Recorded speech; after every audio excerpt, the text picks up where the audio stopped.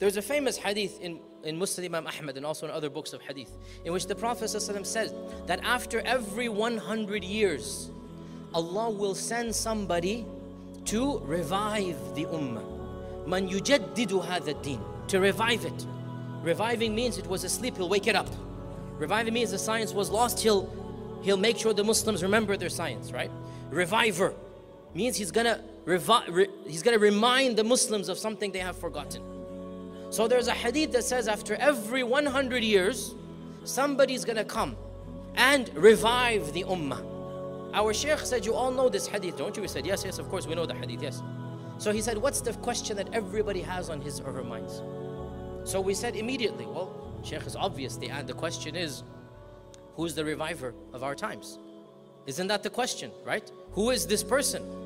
The Shaykh said, that's your mistake. Right there. That's your mistake. You've already accepted that someone else will get to the top. Why can't you make dua to Allah? Oh Allah, make me that reviver who's going to come at the end of every 100 years.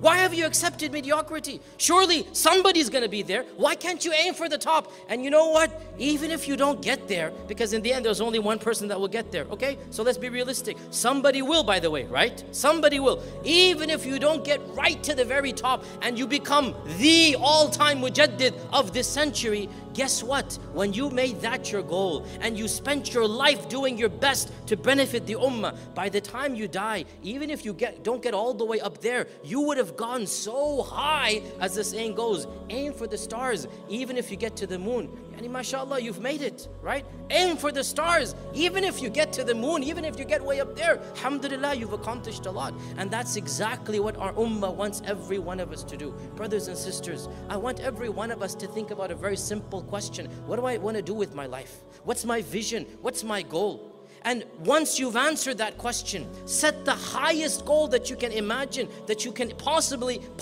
even want, and then strive to achieve it. Because wallahi, not every failure is an ultimate failure. If you fail to not become the mujaddid, but you strove and you strove and you strove, then alhamdulillah, you have succeeded over millions, maybe even billions of the people of the ummah. And that is the ultimate goal. فَاسْتَبِقُوا الْخَيْرَاتِ سَابِقُوا إِلَى مَغْفِرَةٍ مِّن رَبِّكُمْ. We want to win the race. We want to be with those who are racing on the front lines. And we ask Allah subhanahu wa ta'ala to be of those whom Allah blesses with the highest himmas, the highest determinations, the highest visions. And we ask that Allah subhanahu wa ta'ala accepts whatever deeds that we have done, even if it doesn't reach that level, and that He blesses whatever efforts that we have made, and He overlooks our shortcomings, because in the end of the day, Allah subhanahu wa ta'ala says, فَمَنْ زُحْزِحَ عَنِ النَّارِ وَأُدْخِلَ الْجَنَّةَ فَقَدْ فَازَ. Whoever manages to save himself from the fire of hell and enters Jannah, that is the one who has succeeded. ذَلِكَ الْفَوْزُ الْعَظِيمُ. That is the ultimate success. May Allah subhanahu wa ta'ala make us of those people. وَجَزَاكُمُ اللَّهُ خَيْرًا. وَالسَّلَامُ عَلَيْكُمْ وَرَحْمَةُ اللَّهِ وَبَرَكَاتُهُ.